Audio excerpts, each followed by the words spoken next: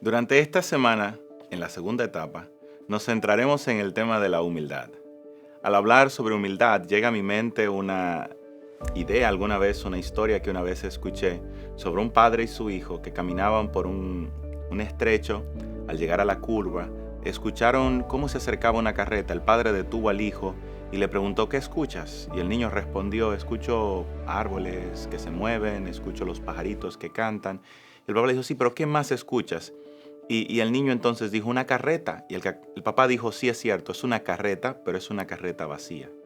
El niño intrigado preguntó: ¿cómo sabes que es una carreta vacía? Y el padre respondió: es fácil. Mientras más llena es la carreta, menos suena. Cuando más vacía se encuentra, es cuando más ruido produce. La realidad es que en nuestras vidas espirituales y en nuestras vidas cotidianas no es muy diferente. Cuando notamos a las personas, mientras más podemos escuchar de ellas, mientras más podemos oírlas, con más frecuencia es una indicación de que más vacías se encuentran. Cuando una persona habla por encima de los demás, los irrespeta y siempre trata de escuchar su propia voz, es un indicador de que, al igual que la carreta, se encuentra vacío. Nadie está más vacío que aquel que solo está lleno de sí mismo. Vamos a hablar sobre la humildad durante esta semana.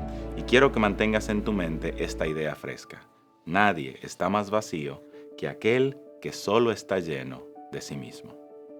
El apóstol Pedro, en nuestro primer paso que veremos esta semana, habla sobre algo interesante. Y quiero invitarte a vivir la humildad. Pedro dijo lo siguiente: nada hagáis por contienda o por vanagloria, antes bien con humildad, estimando a cada uno de los demás como superiores a ti mismo. La invitación de Pedro es importante. Es una reflexión que nos llama a no hacer las cosas motivados por un espíritu incorrecto, sino que nos motiva, por lo contrario, a hacerlo con un espíritu de humildad, estimando a cada quien como superior a uno mismo.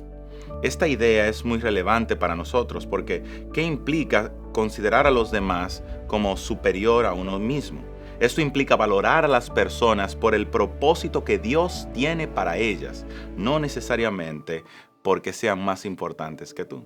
Esto es relevante porque no se trata solo de lo que uno u otro puede hacer, sino fundamentalmente por el valor que tienen en Dios. La humildad, fundamentalmente, es reconocer a Dios como el centro, lo más grande, más importante y más trascendente de nuestra vida. Esto es lo que informará nuestras vidas, para que con humildad podamos vivir cada día apreciando a los demás, siempre por encima de nosotros mismos. En este sentido, quiero ilustrarte de una manera clara cómo esto puede ser una realidad. Por ejemplo, imagina una escena en tu entorno de trabajo, donde algún compañero tiene que tener o lograr una labor en particular que para él puede ser muy difícil. Mi actitud ante esa situación puede denotar si a lo mejor soy humilde o no lo soy. Cuando decido burlarme de esa persona, criticarlo o atacarlo por su incapacidad para llevar tal labor a cargo, puede denotar en mí una falta de humildad. Por otro lado, la humildad exige en mí que yo pueda ser empático, que decida motivarme a ayudarlo, a enseñarle, reconociendo que probablemente todos no somos perfectos logrando las mismas acciones. En algún área de nuestra vida siempre tendremos que ayudar a alguien y la mejor forma de hacerlo es teniendo en cuenta la humildad. Ahora, mira esta idea central, porque esta lección, este primer paso que nos invita a vivir con humildad, nos desafía a tener en cuenta que las acciones deben ser motivadas por el amor, por el servicio y no por la vanagloria. Número 2. Considerar a alguien superior a mí mismo significa respetar su dignidad y su propósito en Dios. Y número 3.